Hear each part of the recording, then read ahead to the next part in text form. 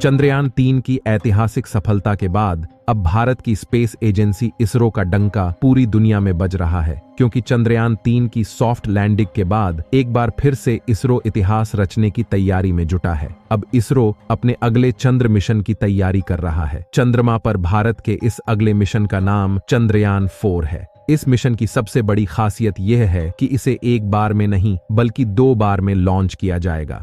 2 अलग अलग launch vehicle से इसे रवाना किया जाएगा।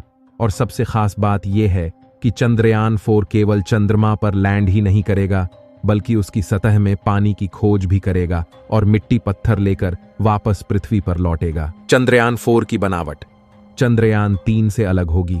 चंद्रयान-3 में मुख्य रूप से 3 कंपोनेंट लैंडर, रोवर और प्रोपल्शन मॉड्यूल थे, जबकि चंद्रयान-4 में 2 और कंपोनेंट लगे होंगे। ये कंपोनेंट चंद्रमा की सतह से सैंपल्स कलेक्ट करेंगे और उन्हें लेकर वापस पृथ्वी पर आएंगे। पूरी जानकारी क्या है, इस वीडियो में समझते हैं। भारत ने चंद्रयान-4 मिशन की तैयारी शुरू कर दी है। इसके लिए वीडियो को एक लाइक करके चैनल को सब्सक्राइब करें, क्योंकि यह आपके लिए तो फ्री है, लेकिन इससे हमारी बहुत बड़ी मदद होती है। दरअसल दोस्तों, दुनिया की सभी स्पेस कंपनी इसरो के साथ काम करना चाहती हैं और इसी की एक झलक चंद्रयान-4 मिशन में देखने को मिलेगी। दरअसल चंद्रयान-4 की तैयारी भारत और जापान मिलकर कर रहे हैं। इसमें जापान की स्पेस एजेंसी ने लूनर रोवर की जिम्मेदारी ली है, वहीं इसरो इसका लैंडर तैयार कर रहा है। लैंडर ही रोवर को लेकर जाएगा। ऐसे में दोनों देश चंद्रयान-4 की सफलता में महत्वपूर्ण भूमिका निभाएंगे। चंद्रयान-4 में यूरोपियन स्पेस एजेंसी ईएसए और अमेरिका की स्पेस एजेंसी नासा द्वारा तैयार किए गए कुछ इक्विपमेंट का भी इस्तेमाल किया जाएगा और इस मिशन का नाम लूपेक्स रखा गया है और इसका पूरा नाम लूनर पोलर एक्सप्लोरेशन मिशन है। इस मिशन को भारत में चंद्रयान-4 मिशन के नाम से जाना जाएगा। दरअसल लूपेक्स एक इंटरनेशनल मिशन है, जिससे मुख्य रूप से भारत की स्पेस एजेंसी इसरो और जापान की स्पेस एजेंसी जाक्सा मिलकर कर रहे हैं। जाक्सा चांद पर चलने वाला रोवर बनाएगी, इसरो लैंडर बनाएगी, नासा और यूरोपियन स्पेस एजेंसी इसमें लगने वाले ऑब्जर्वेशन इंस्ट्रूमेंट बनाएंगे। ये यंत्र रोवर के ऊपर लगे होंगे। सभी स्पेस एजेंसियों के साथ इसरो की डील फाइनल हो चुकी है और चारों स्पेस एजेंसियां तेजी से चंद्रयान-4 मिशन की तैयारी में जुट गई हैं। अब आप खुद से सोच सकते हैं, जब दुनिया की सबसे बड़ी स्पेस एजेंसियां एक साथ किसी मिशन में लग जाएं, तो वो मिशन कितना बड़ा होगा और उसकी खोजें पूरी दुनिया में क्या छाप छोड़ेगी। चंद्रयान-4 मिशन चांद के दक्षिणी ध्रुव पर अंधेरे में लैंडर रोवर उतारा जाएगा, लेकिन चंद्रयान-4 के लैंडर और रोवर चंद्रयान-3 से बेहद एडवांस होंगे। यह चांद पर ऐसी खोज करेंगे जिससे पूरी दुनिया आश्चर्यचकित हो जाएगी। चंद्रयान-4 को दक्षिणी ध्रुव के ऐसे इलाके में उतारा जाएगा जहां कभी सूरज निकलता ही नहीं है, और इस बार यह मिशन 14 दिन तक नहीं बल्कि 3 महीनों तक चलने वाला है, जिसमें चांद के इतिहास से लेकर वर्तमान के बारे में सब कुछ पता लगाने का प्रयास होगा। इस मिशन के रोवर के अंदर ऐसे यंत्र लगाए जा रहे हैं जिसके माध्यम से चंद्रयान-4 का रोवर चांद की सतह पर लगभग 4 फुट 11 इंच गहरा एक गड्ढा खोद देगा, जिससे पता लगाया जा सके कि चांद की जमीन के नीचे क्या क्या मौजूद है। इसके अलावा यह चांद की सतह के घूर्णन के बारे में भी पता लगाएगा। साथ ही इस गड्ढे की मिट्टी को पृथ्वी पर लाया जाएगा, यानी कि जैसे चंद्रयान-3 के लैंडर को पृथ्वी पर लाने का कोई प्लान नहीं था, और जब तक इसने काम किया तब तक इसरो को डेटा भेजा और उसके बाद चांद की सतह पर ही डीएक्टिवेट हो गया। लेकिन चंद्रयान-4 मिशन में ऐसा बिल्कुल नहीं होगा।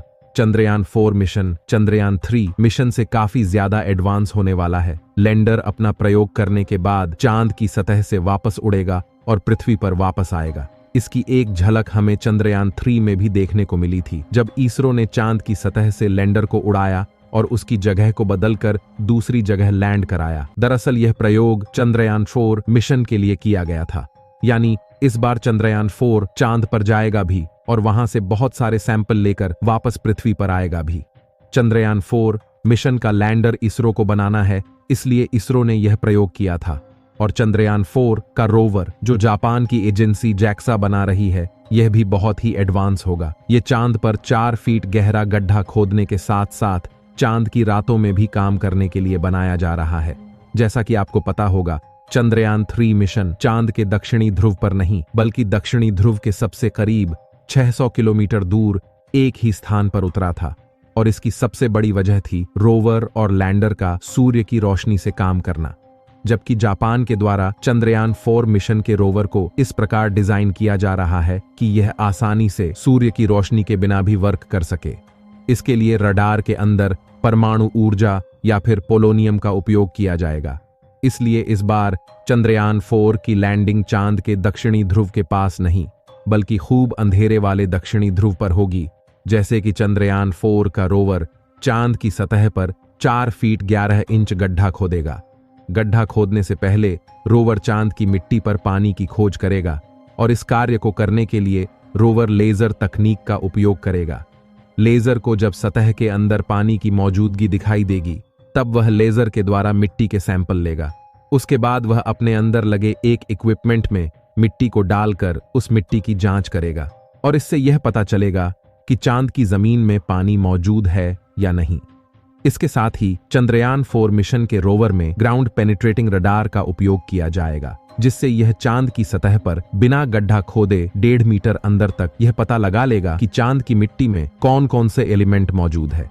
जैसा कि चंद्रयान 3 मिशन का रोवर लैंडर से 500 मीटर दूर तक ही जा सकता था, लेकिन इस बार चंद्रयान 4 के रोवर को इस तरह से डिजाइन किया जा रहा है कि वह लैंडर से 15-20 किलोमीटर दूर तक आसानी से जा सके। और इस बार इसे ऐसा बनाया गया है कि चांद की रातों में रोवर को स्लीप मोड में डालने की जरूरत नहीं पड़ेगी, क्योंकि इस बार चंद्रयान 4 का रोवर दिन हो या रात काम करेगा और उसका डेटा पृथ्वी पर भेजेगा। चंद्रयान 4 को पहले स्टेज में धरती से लॉन्च किया जाएगा। इसके बाद यह चांद पर लैंड करेगा। चांद पर अपनी सभी टास्क पूरी करने के बाद इसे फिर धरती पर सैंपल पहुंचाने के लिए लॉन्च किया जाएगा। पहली बार लॉन्चिंग के वक्त चंद्रयान 4 के लैंडर और रोवर का कुल वजन 5200 किलोग्राम होगा, जबकि चांद से जब ये धरती की ओर लॉन्च होगा तब इसका वजन 1527 किलोग्राम रखा जाएगा, ताकि ये आसानी से धरती के ऑर्बिट में दाखिल हो सके। इसके साथ ही पेलोड का वजन 350 किलो होगा।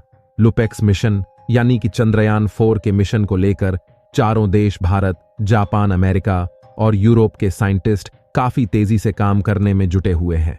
पिछले साल अप्रैल में जापान डेलीगेशन भारत आया था। डेलीगेशन कमीशन ने चंद्रमा पर लैंडिंग साइट के बारे में इसरो से बातचीत की और आइडियाज एक दूसरे से शेयर किए गए थे। साथ ही अन्य लैंडिंग लोकेशन को भी खोजा गया था। जापानी स्पेस एजेंसी के अनुसार चंद्रयान 4 को 2025 में H3 रॉकेट की मदद से लॉन्च किया जा सकता है। दोस्तों, माना जा रहा है कि चंद्रयान 4 मिशन इससे कई ज्यादा एडवांस हो सकता है। बाकी दोस्तों, चंद्रयान 4 मिशन सक्सेसफुली पूरा हो पाएगा या नहीं, आपकी इस बारे में क्या राय है?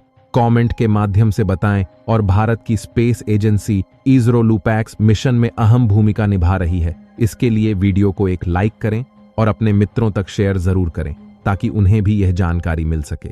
और ऐसी नॉलेजेबल वीडियो देखने के लिए चैनल को सब्सक्राइब करके बेल नोटिफिकेशन को ऑल पर सेलेक्ट करें। फिर मिलते हैं एक नई जानकारी के साथ। जय श्री राम, जय हिंद, जय भारत।